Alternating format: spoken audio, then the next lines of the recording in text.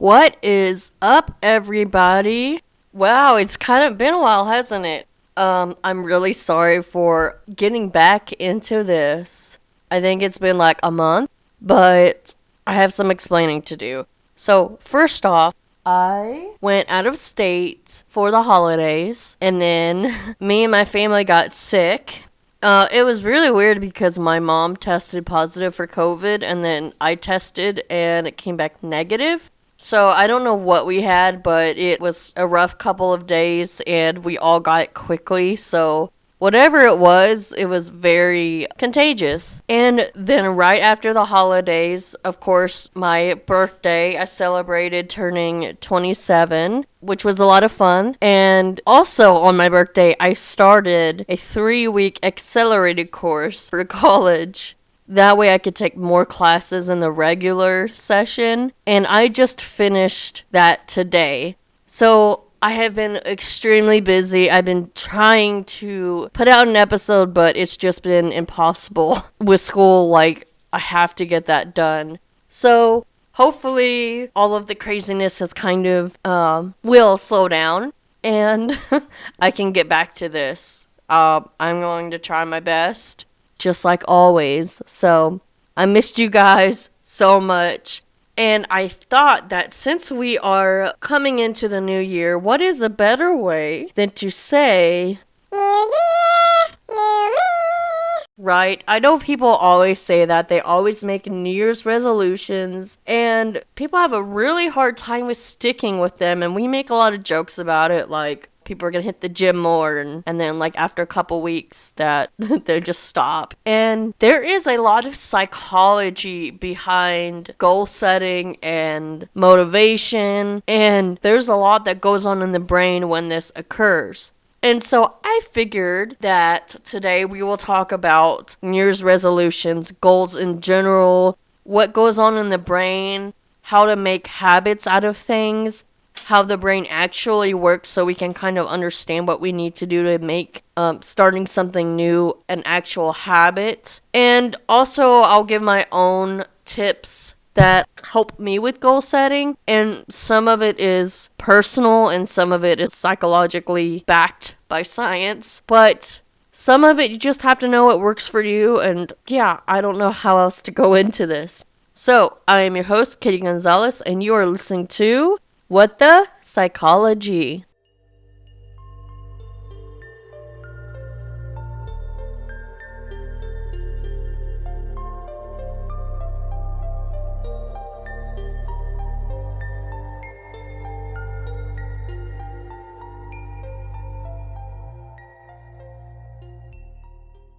Okay. Happy New Year! Man, I have been at this for, I think, 7 or 8 months now, which is pretty cool. And I'm so happy that you guys have stuck with me, those that are still like waiting for me to put something out. And like I said, I apologize, but life has been crazy. And now that the holidays have passed, I'm hoping that things kind of go back to normal. So, looking into this, I have done a lot of research, and I have found some conflicting information when it comes to what type of goals we should set. Like, some research says that we should be committed to an ambitious goal, and then others say we need something that's easy to hard type of goal. So I really don't know what exactly is best, and I don't know which science is the most up to date, but I'm going to kind of give you both. And I would say maybe just do both, really. I would make some ambitious goals and then some that are simple, but I'm going to get more into that. So, New Year's resolutions and goals. So, the part of your brain that creates emotion, which is called your amygdala, it evaluates the degree to which the goal is important to you.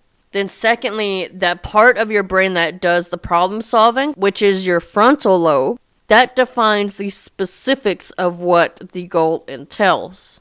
And then lastly, both the amygdala and the frontal lobe, they kind of work together and they keep you focused on and moving toward situations and behaviors that lead to the achievement of that goal.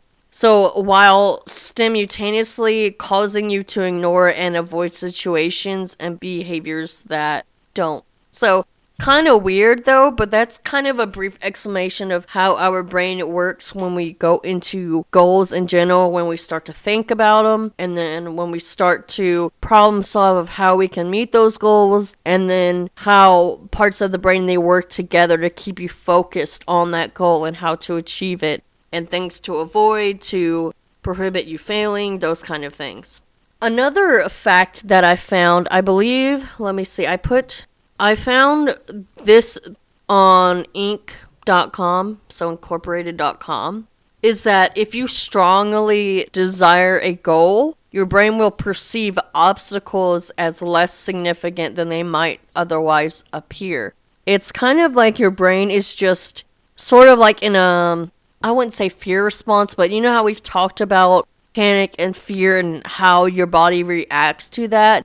In the sense of desiring a goal, your brain kind of perceives as that's something that you can do, and that any obstacles is just kind of like they're nothing. Like your brain communicates to your body that you really can do this, and that obstacles that before you desired a goal, instead of them being significant obstacles, now your brain's saying, no, you can do this. They're less significant. So, in a sense of desiring a goal, and strongly desiring it, it's kind of helpful to yourself.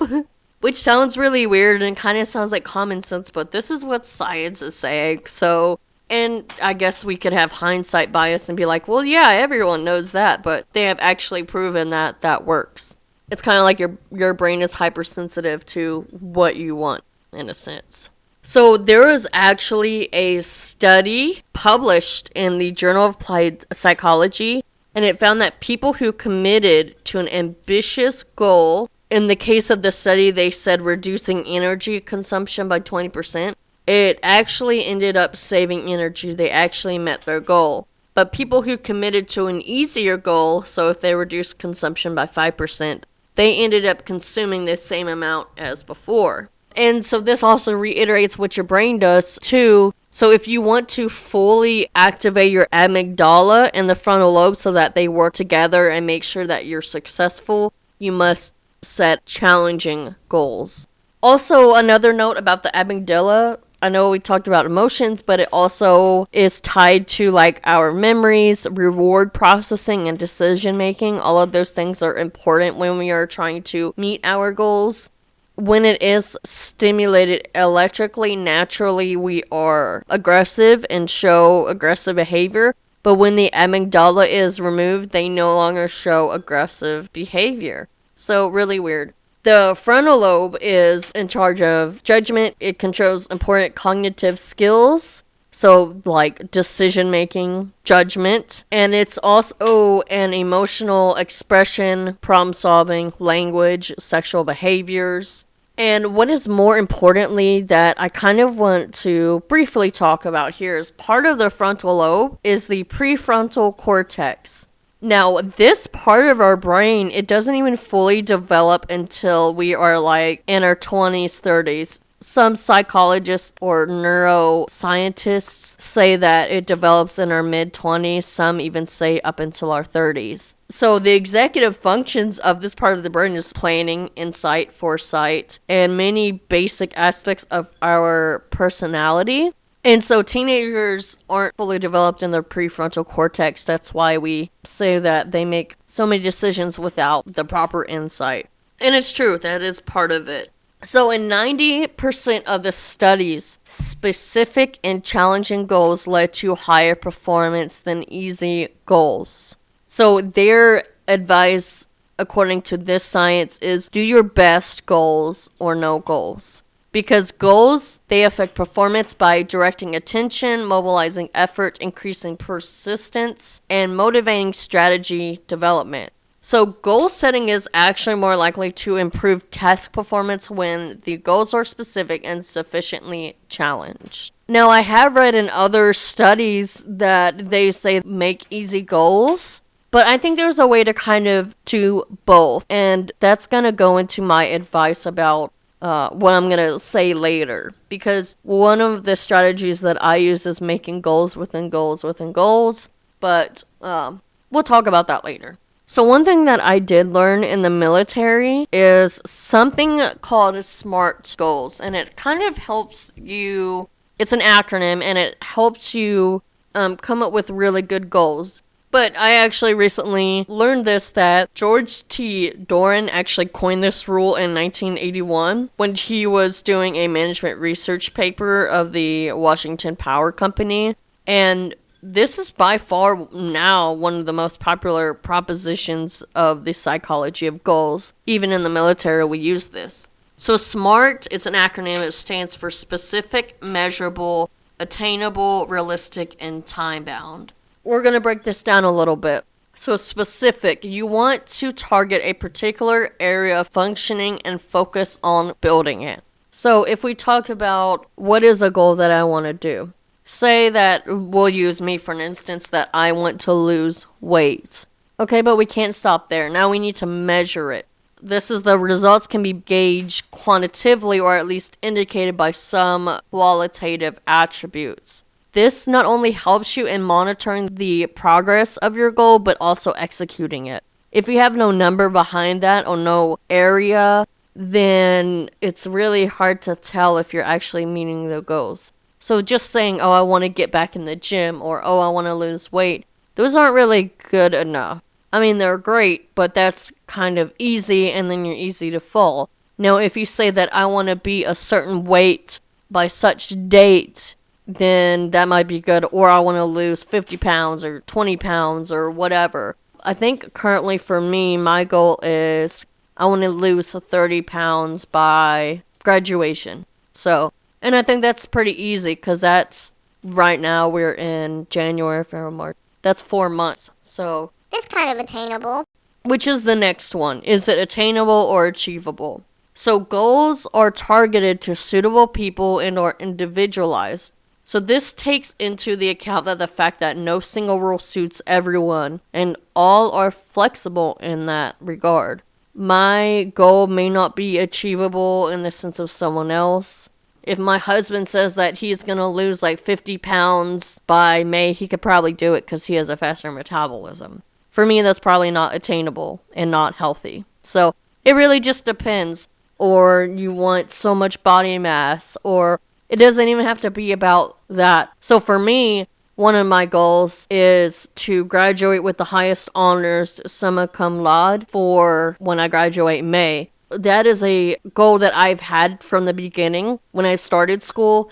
And right now I have like a 3.94 GPA. And so as long as I get all A's or all A's and a B or something like that this semester, the last semester, I will meet that goal. So is that attainable, right? The next one is realistic. I kind of talked about that already, but we have to think of, are these goals practical and are they planned in a way that would be easy to implement in real life? Because the whole purpose of a SMART goal is not just providing the plan, but also being able to execute it. So kind of planning out how you're going to do it is kind of a smarter way of keeping yourself accountable and knowing how you can execute it. And the last one, T, is time bound. I know I've kind of already talked about that, but an element of time makes the goal more focused. It also provides a time frame about task achievement. So if I say by May 14th I want to lose 30 pounds, I can measure that. I can measure that week by week. I can see how much pounds I'm losing per week. It's realistic, it's specific, is it attainable, and it's time bound. If I say I want to graduate with the highest honors, that is kind of time bound because it's by graduation. Is it realistic? Yes. Is it specific and measurable? Measurable, yeah, because I have to get a certain GPA. So, yeah. This is the best way to do goals. I know it sounds kind of tedious, but once you kind of reiterate this into your mind, then you kind of are able to talk it through a lot easier. Like you go through these steps automatically in your mind once you get used to it. So, what are some things that are going to be successful when you're goal setting? So, one of the first things is to make a plan. Make a brilliant plan. So going by doing the SMART goals, that's kind of part of it. You want to try to chalk out our goals by our greatest strengths. our aspirations, and then you want to find a way to build a plan that's going to work for you. And this also makes it easier to make habit formation easier.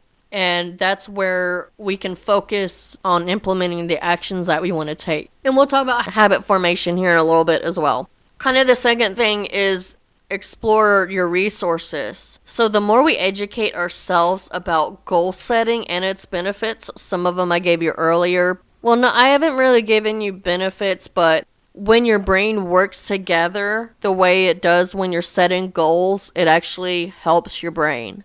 So that's a benefit straight out the bat. Now, the easier it comes to us for sticking to our goals, the easier it is to become a habit. And we can start building our knowledge base by taking expert advice, talking to supervisors about workplace, or participating in self-assessments, whatever resources we need to help with our goals. So if it's a goal about losing weight, I remember being told this, I can't give you the source, but 80% of losing weight is actually your diet and 20% is exercise.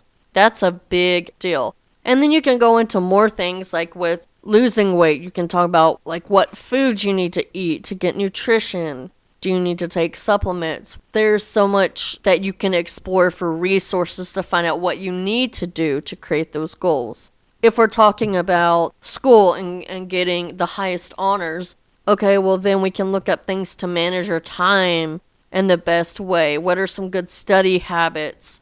There's a lot you can look into to educate yourself. Instead of say, oh, I'm going to go to the gym and lose weight, and then you get to the gym and you feel kind of petrified by looking at everyone that's fit around you. Another resource could be a friend that goes to a gym a lot, and they can be your person, your partner. They can encourage you, and they can tell you, well, I was once where you were. I had no idea how to do any of this. So, I mean, sometimes having a support person is a resource. And that kind of goes into like the next step, being accountable. So, a very, very big part of goal setting is accountability. We do tend to perform better when someone is watching over us.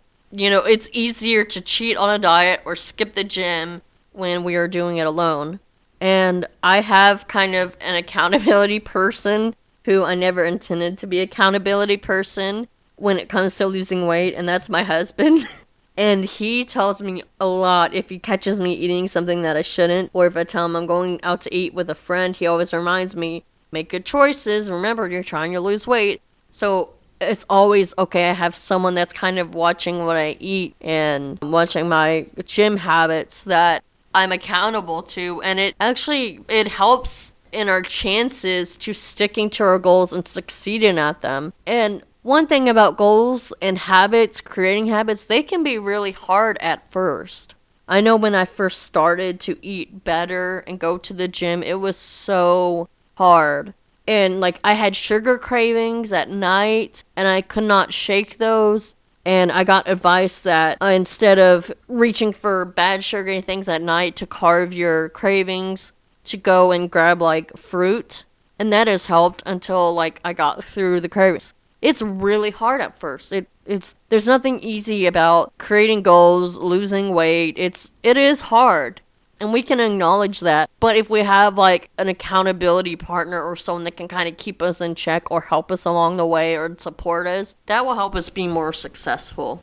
Another good step is using rewards and feedback. So rewarding ourselves for our efforts and achievements, they make sticking to the plan more comfortable for ourselves.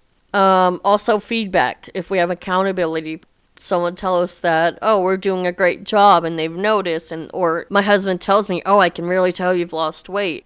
And that's really good to hear, and it really motivates you to kind of keep going. Rewards, you can have like, you can reward yourself. Like, some people say a cheat day, but I'm thinking more of the aspects of go do a hobby you like instead of, like, take a day off and just de-stress. For me, I go on motorcycle rides when the weather isn't cold.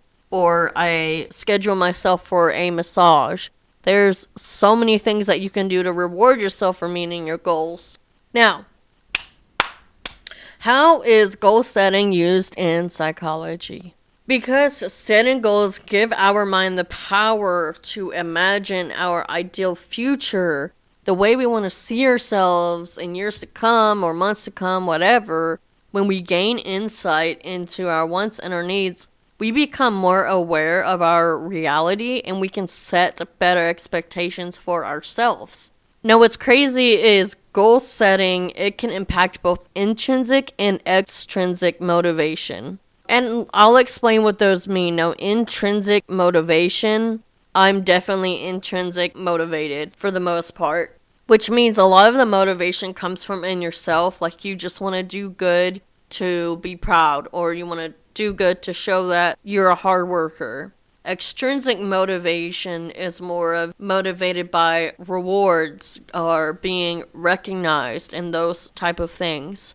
And this is why it is important to make a goal setting plan according to yourself and no one else. Because if you're extrinsic motivated, those awards, kind of like what I said of giving yourself a de-stress day or doing a hobby or rewarding yourself on a road trip or something, or you're going to go to another city and just have a nice retreat hotel, whatever. Those are very highly extrinsic motivated things.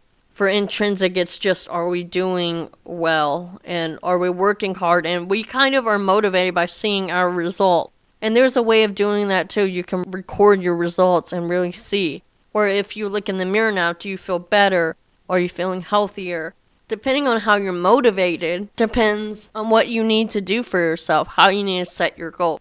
A lot of people don't realize that, and I believe there's like quizzes you can take to see which one you're more of, but it's more of what motivates you more. Is it, like I said, is it awards, recognition, or is it mostly doing a good job? I believe we all have a little bit of both, but one seems to be more than the other, so you can go based on that.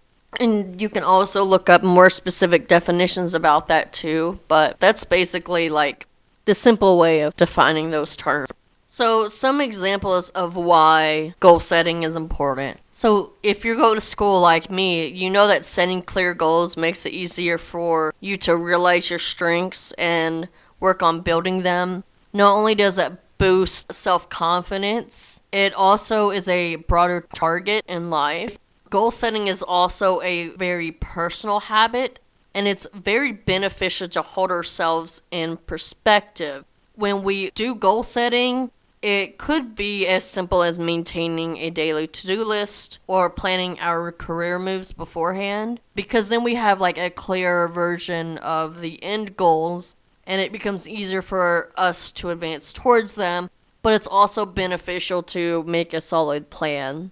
I know I've been in places where they ask, what are your goals in 5 years? Where do you see yourself in 5 years? Or 10 years? Or whatever. And it's kind of really weird to look at things that way, but it's also important. Where do you want to be in 5 years? I know for me, in 5 years, by that time, I'm hoping that I'll have my master's and I'll be licensed. And then I want to start a family. I can go off of that and then start making plans to do that. Okay, when it comes to getting my master's, well, first thing, I have to get accepted into the program, which I've been working really hard at now. What are all the things I need to submit to that? Once I get in, then what? Okay, well, maybe I need to work on my time management skills. And what are some things that are going to make me successful?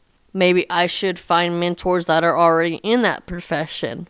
Okay, and once I get my master's, now I have to get my license and I have to take a BAAACK test. Okay, so now I need to study for the test. And then once I get settled in with the occupation, well, now I want to start a family.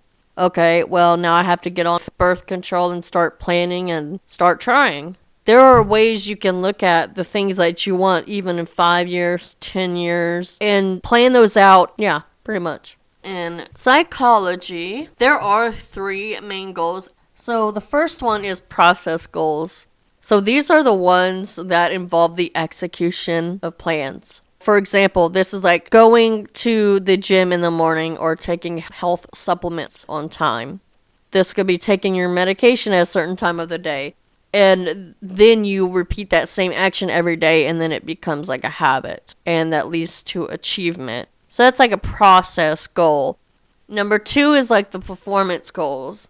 So these goals help track our progress. They give us a reason to continue what we're working towards. For example, if we decide to study for no less than 6 hours a day or working out for at least 30 minutes per day, that can help us in quantifying our efforts and measuring in the process. This is kind of like what I'm talking about, goals within goals, which is going to be my advice later. And it's so great that it's like backed by psychology, backed by science. I just love that because I feel like this is going to help so many people. Like they tell us, set a goal, but they don't never tell us how to do it. And that's what I feel like so many people can't do it, or they give up, or they don't feel like they can do it when we all can do it.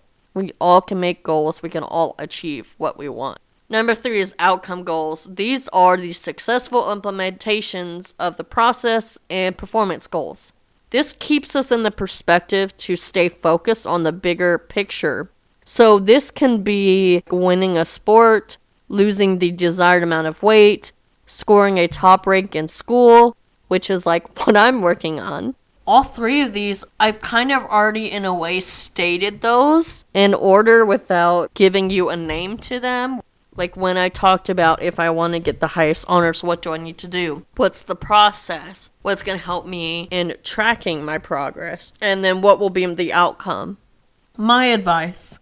I always call it goals within goals within goals. And it just doesn't really keep going because that sounds tedious. But what's my outcome goal? I want to lose, we'll say 30 pounds by graduation. So a good process goal for me is, well, for one thing, it's I want to go to the gym probably 5 days a week, we'll say. And another goal I tell myself is because I can't run on flat surfaces because I have foot issues, I have to get on the elliptical. And I always tell myself my goal is to do 30 minutes on the elliptical. Whether that's walking or running, whether I'm having a good day or a bad day. You show up to the gym, you get on that elliptical for 30 minutes. If you're having a crappy day, you can walk those 30 minutes and still feel good because you still came to the gym. That's creating a habit. And sometimes I realize once I start walking and my body starts to respond, the hormones start to kind of kick in, then I start to feel better, and then I end up like really pushing and doing a lot better than I set out to do. So I always make goals within goals, which is kind of like the process goals and the performance goals of what psychology names them. And I have found that really helpful, and it's really motivated me. And I tell myself in this way, like I say, get on the elliptical. It doesn't matter what you do for those 30 minutes, but you do it. That is way better than saying, oh, you have to go to the gym, you have to push so many weights, or you have to run in such a short amount of time for so many minutes. This way, it's not lenient, but it's kind of lenient, especially when you're starting out.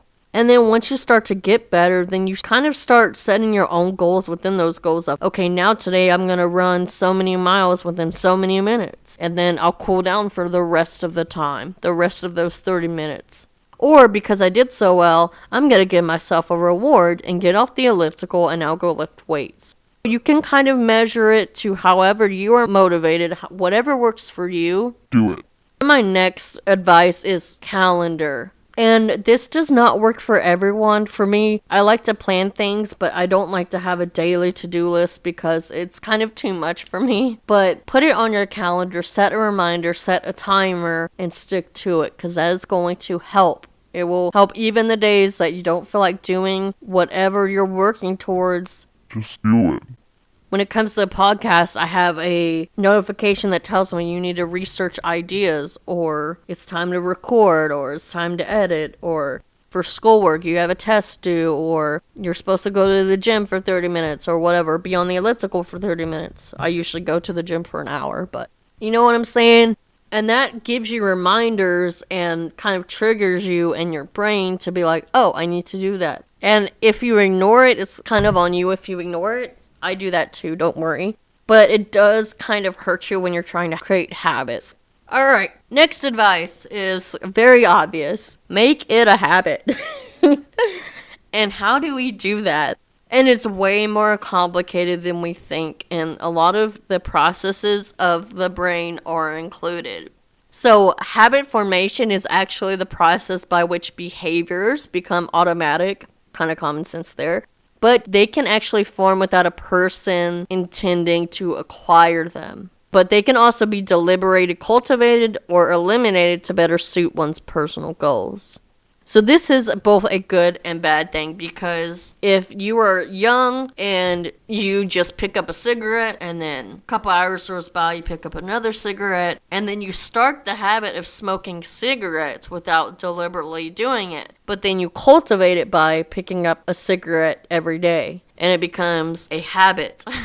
Habits are built through learning and repetition. There's such a thing as muscle memory. If you play any type of musical instrument, a lot of muscle memories into that, or sports even. How you throw a football, how you create it to spiral. You do that so many times, your muscles make it a habit. So even that's kind of an example of even things that we're just trying to do better. We're trying to throw a football better. Well, technically that is a goal, right? We just don't say, oh, that's a goal, because saying it's a goal kind of sounds lame. But it's not. Oh, I want to throw a football better. Okay, well, how do I need to position my hand on the football? Like, there's grips on there. Me, I have tiny hands, so I have to slide mine all the way down. Okay, now how do you throw it? And how do you position your hands? How do you move your hands to create it to spiral? If you throw very short, what do you need to do to get your muscles to throw longer? Well, now you need to go work out the muscles, or you need to practice, keep practicing repetition. So that's kind of a fun way of how goals and habits can be formed. When it comes to habits, there's such a thing called a habit loop, and it's a way of describing several related elements that produce habits. So those elements, they have a cue or a trigger, then they have a routine or a behavior, and then there's the reward. The habit loop concept was actually popularized by Charles Duhigg in The Power of Habit. The amount of time needed to build a habit, it really depends on a lot of different factors. So this includes you as the individual and what the intended behavior is. Some habits you might be able to pick up in a matter of weeks. Sometimes researchers even say it can take many months. So do not let that discourage you, especially if someone tells you, oh, it'll only take you a month to create this habit. And here you are sitting a month later and you still don't have that habit. Well, research also says that sometimes it can take many months. When the brain starts to develop a new habit, in as little as a second, a region of our brain, it's called the dorsolateral striatum, it experiences a short burst in activity, and the activity burst increases as the habit becomes stronger. So they actually did an experiment on mice. So at the beginning of the learning process, the neurons in the stria emitted a continuous string of signals, and as the mice's actions started to consolidate into habitual movements, the neurons fired their distinct signals only at the beginning and at the end of the task performed. That's pretty crazy, y'all. More into what happened here, it pretty much shows that when a signaling pattern takes root, a habit has taken shape, and breaking it becomes a difficult endeavor. This is why, like, trying to stop smoking or stop drinking if you're a heavy drinker, especially things that also have addictive chemicals involved, that makes it harder as well. So there's science behind this. There are steps within this. Number one, the neural pathways, they communicate channels in the brain. When a habit is triggered by a cue, kind of like we already said, you have the urge to do that behavior. So if you wake up and you have a habit of showering right when you wake up, that's the trigger, and now the behavior is to shower. So our brain prefers to perform habits because they have existing pathways and known rewards. New behaviors have no neural pathways. Kind of weird, huh? So therefore, you have to deliberately, manually override the typical behavior. Ain't that insane? So the more you do, the more the neural pathway, or I should say the baby neural pathway, thickens until it becomes a habit. And then it becomes attached and it becomes used to, and it strengthens those pathways with repetition. Joel, this is our brains working. Isn't that fascinating? Another thing is, if you think of the subconscious brain and the conscious brain, the subconscious is the basal ganglia, which is another part of our brain, and it recognizes and repeats patterns until it's taught otherwise. So repetition is like the language of the subconscious brain. The goal in forming habits is to change your brain with repetition. Kind of like what the science has already said. Your brain will actually kind of resist this at first. And I wouldn't even say it's resisting, it's just the fact that the neural pathways aren't there for your brain to communicate and be used to what you're doing. So when we use repetition, we actually create kind of a reward for our brain. Repeating this behavior over time, your subconscious brain will automate it because it loves efficiency. So, and then when you were talking about the brain, the neural pathways, neurotransmitters, they get used to sending those before and after the task.